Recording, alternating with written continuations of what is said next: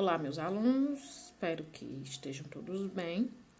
Então, vamos dar continuidade à nossa aula da semana passada, né? Nós falamos sobre angiospermas, apenas iniciei o assunto. Achei que ficou muito pequenininho o vídeo da semana passada, então hoje eu vou estender um pouquinho mais o assunto, falando sobre as partes da planta. Depois a gente vai estudar a parte de histologias, que são os tecidos, a parte mais interna da planta, né? E reprodução também, dentre outros assuntos que eu vou vendo, que eu consigo passar para vocês, tá? Então, vamos começar pelo caule. Quais são as funções do caule? Sustentar as folhas e mantê-las em posição elevada, transportar seiva bruta e seiva elaborada. Pronto, então, semana passada eu já falei a vocês sobre seiva bruta, né? Que é somente a água e sais minerais que é absorvida pelo solo e transportada pelo xilema. E seiva elaborada, que já é o produto da fotossíntese nas folhas, geralmente, e que tem que chegar a todas as plantas, que é transportada pelo floema. Então, aí nós estamos vendo o caule. Gema é essa extremidade do caule, onde ele vai conseguir crescer, né? Então, aí a gente chama de gema terminal. Gema lateral é essa extremidade lateral que faz com que o caule cresça dos lados. Os nós, que é o encontro, né, entre as gemas. E o entrenó é essa parte entre uma gema e outra, entre um nó e outro. Assim como a raiz, o caule apresenta regiões diferenciadas: a gema ou broto terminal, os nós e entrenós e as gemas axilares ou laterais. Gema terminal e gema lateral. Gema terminal faz o caule crescer em comprimento, né, em tamanho, e a lateral em largura para os lados. E o nó. O caule da maioria das plantas é aéreo e cresce para cima, ou seja, apresenta geotropismo negativo. Geotropismo, lembrem-se que é um posicionamento, um crescimento em direção à terra. O caule não vai crescer em direção à terra, por isso que é chamado de geotropismo negativo. Além disso, as plantas se curvam em direção à luz, num movimento chamado de fototropismo positivo. Como ela vai procurar a luz, então a gente chama isso de fototropismo positivo. Talvez vocês já fizeram experiências de botar a planta numa caixinha só com um buraquinho, e aquela planta ela vai crescer em direção àquele buraquinho, porque ela precisa de luz para realizar a fotossíntese. A maioria das angiospermas possui caules que crescem acima do solo, isso é, caules aéreos. Outras possuem caules que crescem abaixo do solo, ou seja, caules subterrâneos, que já é bem mais raro. Alguns caules apresentam certas modificações, que são adaptações das plantas. É o caso dos espinhos, acúleos e gravíneas. Os espinhos são ramos pontiagudos com função protetora. As gravíneas são ramos com a função de fixação. E os acúleos são pelos rígidos e pontiagudos formados na epiderme do caule. Agora vamos falar um pouquinho sobre as folhas. As folhas são órgãos ricos em células com clorofila que fazem a fotossíntese. Em geral, tem forma de lâminas finas. Então, aí está mostrando o corte de uma folha, onde nós temos diversas regiões dessa folha. A epiderme, que são essas células mais superiores, né? A cutícula é como se fosse um revestimento acima da epiderme. Células com clorofila, que são chamadas de cloroplastos, que é onde vai ser realizada a fotossíntese. Estômatos são células que vão fazer essa célula respirar, essa folha respirar. Eles vão ter uma abertura para a entrada dos gases. Os vasos condutores de seiva, xilema e floema.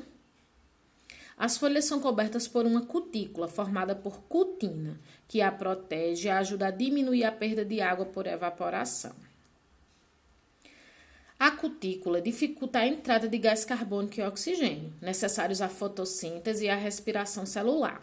No entanto, na epiderme da folha existem pequenas aberturas chamadas de estômatos, que facilitam a passagem desses gases e a transpiração.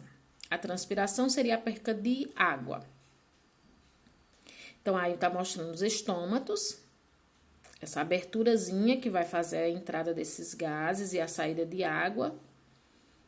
E aí, o estômatozinho fechado. Os estômatos são formados por duas células, com uma abertura entre elas, o que permite um controle da perda de água pela planta. É assim, se tiver o clima muito úmido, essa folha ela vai deixar sair mais água. Se tiver mais seco, ela já não permite tanta saída de água. Como é que a gente evidencia essa saída de água? Durante o dia a gente não vê muito, principalmente se o sol estiver quente. Mas durante a noite, que é quando esfria mais, então essa folha ela vai permitir a saída mais de água dessa planta. É o que a gente chama de orvalho. Se você sair e andar de manhã cedinho pelas plantas, quando você vai passar por ela, vai ficar com os pés molhados, a mão molhada, porque ela vai ter transpirado. Então, a folhinha vai estar cheia de água. Em algumas plantas de clima úmido, há nas bordas das folhas aberturas chamadas hidatódios, que eliminam água na forma líquida. Esse fenômeno é chamado gutação. Nós que moramos aqui na Caatinga não vemos muito isso, isso é geralmente de plantas de regiões bastante úmidas. O que é mais comum para nós são os espinhos dos cactos, né? Nas plantas de clima seco, as folhas têm tamanho reduzido e também pode se enrolar e tomar a forma de espinhos. A fotossíntese é então realizada pelo caule, que é o que nós vemos nos cactos. As folhas são formadas por 3 partes principais: limbo, pecíolo e bainha. Porém, nem todas as folhas apresentam as 3 partes. A bainha, que é a parte que vai ficar junto do caule. Pecíolo, né, que é esse cabinho que vai segurar a folha. No limbo, nós temos as nervuras, né, o limbo é a folhinha propriamente dita. Nas folhas compostas, o limbo é dividido em várias partes, chamadas folíolos. Nas folhas simples, o limbo é inteiriço. Então, nós temos aí uma folha simples e uma folha composta. Algumas folhas apresentam adaptações especiais, como os espinhos dos cactos e as gravinhas, semelhantes às gravinhas dos caules. Há também as brácteas, são folhas coloridas que atraem a atenção de animais polinizadores. Então, o bico de papagaio com bráqueas, essas são folhas, parece flor, né? Mas são folhas vermelhas. E também o antúrio, ele vai ter essa folha vermelha aí. Parece uma flor, mas é uma folha. A maioria das plantas apresenta formas de reprodução assexuada ou vegetativa. Vamos ver. O caule, né? Aí tá mostrando a reprodução vegetativa do morango. Ele vai criar esse estolão, que é um caule que vai aumentando essa planta de tamanho. Mas nesse caule começam a se criar raízes. Então, se cria raiz, já deu origem a uma nova plantinha, né? Então, os tubérculos também. A própria raiz, até na geladeira da gente, se demorar muito tempo, ela começa a criar raízes. Se você botar no solo, vai dar origem a uma nova planta. Então, isso é um tipo de reprodução assexuada. Não é necessário 2 indivíduos. Um único indivíduo vai dar origem a outro. Aí, vai criar o broto e vai dar origem a uma nova planta. Os caules subterrâneos e rasteiros desenvolvem, em certos pontos, raízes que originam novas mudas da planta. Angiospermas, flores, frutos e sementes. Aqui nós temos, né, a revolução das angiospermas, que é ter a semente, a presença de flores e a presença de semente dentro do fruto. Veja, nas gimnospermas nós não temos flores. O que nós temos é uma estrutura chamada de estróbilo. Na gimnosperma tem o estróbilo feminino e no masculino. A única planta que tem flores são as angiospermas, que é o que nós estamos estudando agora. O que a gente vai ver? Quais são as partes de uma flor e de um fruto, quais são as funções da flor e do fruto e como o fruto se desenvolve. Vamos ver as flores. A flor é a estrutura reprodutora das angiospermas. Nela ocorrem a fecundação, a formação do fruto e a produção da semente. Então, aí nós temos uma flor. Observem as partes, que eu vou perguntar isso a vocês. Então, nós temos aí pétalas, sépalas, essa verdinha ali, pedúnculo, receptáculo, que é a porção dilatada do pedúnculo, estames. Os estames é onde se produz o grão de pólen, ou seja, é a parte masculina da flor. Geralmente as flores, elas são hermafroditas, elas têm os dois sexos. E pistilo, que é a parte feminina da flor. Pronto, essas são as partes da flor, todo mundo tem que aprender. Ali tá mostrando o estame individual. No estame nós temos a antera e o filete. Então, ali é a parte masculina da flor. Pistilo, que é a parte feminina, é onde vai estar o ovário. Ela é produzida nos ramos floríferos.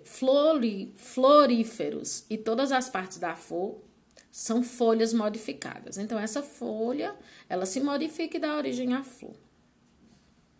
As pétalas geralmente são coloridas e perfumadas, o que facilita a localização da flor pelos animais polinizadores.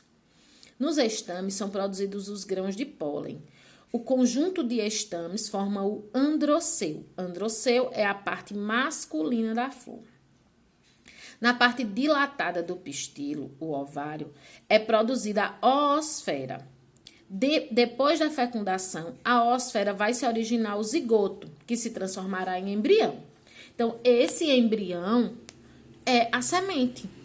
Dentro da semente é onde nós temos o embrião, que é onde vai o embrião já prontinho.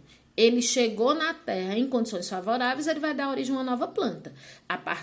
Esse embrião vai se formar a partir de quê? Da reprodução sexuada. É necessário ter a fecundação do gameta masculino com o gameta feminino. Esse gameta feminino, ele vai estar dentro do ovário. Dentro desse ovário aqui, ó. Como é o nome do gameta feminino nas plantas? Oosfera. A polinização. O transporte de pólen dos estames para o pistilo chama-se polinização. Os insetos e outros animais que se alimentam de néctar ou de pólen fazem esse transporte e são chamados de polinizadores. Esse é mais um caso de mutualismo, ou seja, uma associação entre duas espécies em que ambas se beneficiam. Os animais polinizadores estão à procura de alimento, então as plantas, na flor, ela vai ter esse alimento, que é o néctar ou o pólen, e enquanto isso, esses animais ajudam a polinização, levar o pólen, que é a parte masculina, de uma flor para outra, para que ela consiga se reproduzir sexuadamente. Muitas plantas polinizadas por insetos apresentam pétalas coloridas, que os insetos distinguem com facilidade. Então, a cor das flores vai chamar a atenção desses insetos. Ali nós temos uma abelha, né, polinizando uma folha de melão. As flores noturnas não são muito coloridas, pois no escuro é mais fácil atrair seus polinizadores com substâncias aromáticas. Então, nós temos o cheiro, né, que também vai atrair esses insetos através do aroma. Fecundação. Ao atingir o estigma da flor, o grão de pólen germina e forma o tubo polínico, que cresce em direção ao ovário. Dentro do ovário, podemos encontrar os óvulos. No interior do óvulo está a oosfera, o gameta feminino da planta. Então, aí nós temos um pistilo em corte, que é a parte feminina da flor. Dentro dele nós temos o ovário, dentro do ovário os óvulos, e dentro desse óvulo vai estar a célulazinha que precisa ser fecundada, que é a oosfera. Veja que nós não temos apenas um óvulo, nós temos vários, que vão dar origem a várias sementes. Geralmente, algumas plantas só têm apenas uma semente, alguns frutos, né? Mas em vários frutos a gente encontra várias sementes. Dentro do tubo polínico existem 2 núcleos espermáticos, os gametas masculinos. Um dos núcleos espermáticos se une à oosfera e produz o zigoto, que origina um embrião. Então, ali nós temos o estame, que é a parte masculina, veja que é uma flor hermafrodita, e o pistilo, que é a parte feminina. Algumas flores, ela consegue se autofecundar, ela mesma se fecunda. Já outras não, é necessário haver a fecundação cruzada. Nós temos o filete, a antera, que é onde está o grão de pólen. Esses grãos de pólen têm que chegar ali no pistilo. Aquela parte é chamada de estilete e estigma. Estigma é a parte de cima do pistilo. E o ovário lá dentro. Então, o grão de pólen tem que entrar ali pelo estigma, passar pelo estilete, chegar até o ovário para encontrar os óvulos, que é onde está a oosfera, né? Pronto, aí uma imagenzinha mostrando. O tubo polínico é esse tubo aqui que se forma pelo grão de pólen, que ele tem que entrar para chegar até aqui onde estão os óvulos. Grão de pólen, o gameta masculino entrando, tubo polínico. Tem que chegar até lá no óvulo, que é onde está a oosfera, e onde vão se formar as sementes. O ovário. E aí vai ocorrer a fecundação, e vai se formar o zigoto, que é a semente. E esse ovário, depois de se desenvolver a semente lá dentro, esse ovário, ele vai se transformar no fruto. O óvulo desenvolve-se em semente e o ovário em fruto. E o embrião vai estar dentro da semente. Quando essa semente encontrar condições favoráveis, vai dar origem a uma nova plantinha. Após a fecundação, as partes do óvulo que envolvem o embrião se desenvolvem e o conjunto todo forma a semente. O ovário também se desenvolve e origina o fruto. Então, aí a flor do tomateiro se transformando nas tomates. Agora, vamos para os tipos de frutos. Um fruto é composto, basicamente, de pericarpo e semente. Frutos com pericarpo suculento são chamados de frutos carnosos. Semente e o pericarpo. Mesocarpo e endocarpo. Desculpa, esse pericarpo ele vai ser dividido nessas três partes, né? Epicarpo, como vocês veem que aí é a parte superiorzinha da casca, aí temos uma laranja.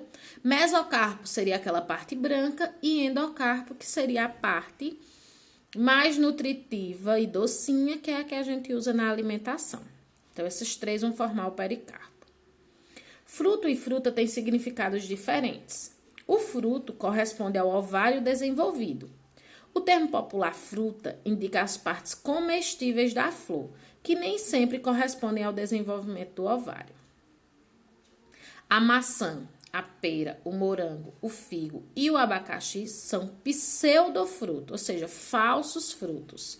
Sua parte carnosa comestível não é originada pelo desenvolvimento do ovário. Então, são frutas, que é a parte que a gente consome, mas não são frutos propriamente ditos, né? Então, aí nós temos o morango, né? O receptáculo, a sépala, a haste da flor. O receptáculo é essa parte que a gente vai consumir. E os frutos com semente vão estar na parte externa, certo? Então, não é um fruto só, nós vamos ter vários. A maçã, mesma coisa. O receptáculo, veja lá onde está a semente. O ovário é o verdadeiro fruto, só aquela partezinha de dentro ali. O receptáculo vai ser a parte comestível. Então, não foi o ovário que se desenvolveu, e sim o receptáculo que se transformou na fruta que a gente consome. Sépalas, tá mostrando lá dentro. Mesma coisa o figo. Receptáculo, já resto de flores femininas está lá dentro. E não foi do desenvolvimento do ovário, por isso que eles são chamados pseudofrutos. Frutos deiscentes se abrem quando maduros, liberando as sementes. Frutos indeiscentes, mesmo quando maduros, se mantêm fechados. Existem ainda frutos que não têm o pericarpo suculento, são os frutos secos, como o milho, castanha do Pará, a ervilha, o amendoim e o girassol. Qual é o fruto? Lembre-se que o fruto é do desenvolvimento do ovário e a semente é da germinação, que é a parte do óvulo que germinou. Então, o amendoim, o que a gente come? A semente. Qual é o fruto? Essa casquinha. Então, ele não é carnoso, não é suculento. A gente não vai comer a casquinha, tá? Mas é o fruto. Mas qual seria a função do fruto na planta? As substâncias nutritivas de muitos frutos atraem animais que comem os frutos e jogam fora as sementes. Estas se espalham pelo solo e podem dar origem a novas plantas. Mas a dispersão das sementes não é feita somente pelos frutos ingeridos por animais. Alguns frutos podem ser levados pela água, pelo vento ou transportados no corpo de animais, como os carrapichos. Fruto verde e fruto maduro. De início, o fruto pode ser duro e de sabor desagradável e até conter substâncias tóxicas para alguns animais. Nessa etapa, a semente ainda não está pronta para germinar. Depois, o fruto muda de cor e passa a ser mais macio e adocicado, com substâncias nutritivas que atraem animais para comê-los e dispersar as sementes. E as sementes? Na semente, além de partes que vão originar a raiz, o caule e a folha da planta, encontramos os cotilédones. São folhas especiais com função de armazenar nutriente. Então, nós temos uma monocotiledônia. Mono quer dizer uma. Então, ela só tem um cotilédone. Observem ali onde está o embriãozinho. Nós temos o cotilédone e o endosperma, que é onde vai estar a reserva nutritiva, tá? Já que eu tenho uma planta dicotiledônia, que é o feijão. Ele está aberto no meio. Por que dicotiledônia? Porque ele possui 2 cotilédones. Quando a gente abre a sementinha do feijão, a gente vê que ele tem 2 partezinhas, né? Então, é por isso que é chamada dicotiledônia. Mais de 70% das espécies das angiospermas pertencem ao grupo das dicotiledôneas. A germinação da semente é o processo pelo qual o embrião retoma seu crescimento e se desenvolve em uma nova planta. Isso ocorre quando as condições do ambiente são favoráveis. Por exemplo, quando há água suficiente e temperatura adequada. Então, aí nós estamos mostrando a germinação de uma plantinha dicotiledônia, né? Semente usa a reserva nutritiva de alimento para crescer. Enquanto ela não consegue realizar fotossíntese, ela vai utilizar aquela reserva nutritiva que está na própria semente. E aí vai se desenvolvendo um embriãozinho, né? As raízes crescem rapidamente e absorvem a água e sais minerais do solo. Com o crescimento do caule e o desenvolvimento das folhas, a planta começa a realizar fotossíntese. Então, enquanto isso, ela vai estar usando as reservas nutritivas que estão lá nos cotilédones. Pronto, é isso por hoje.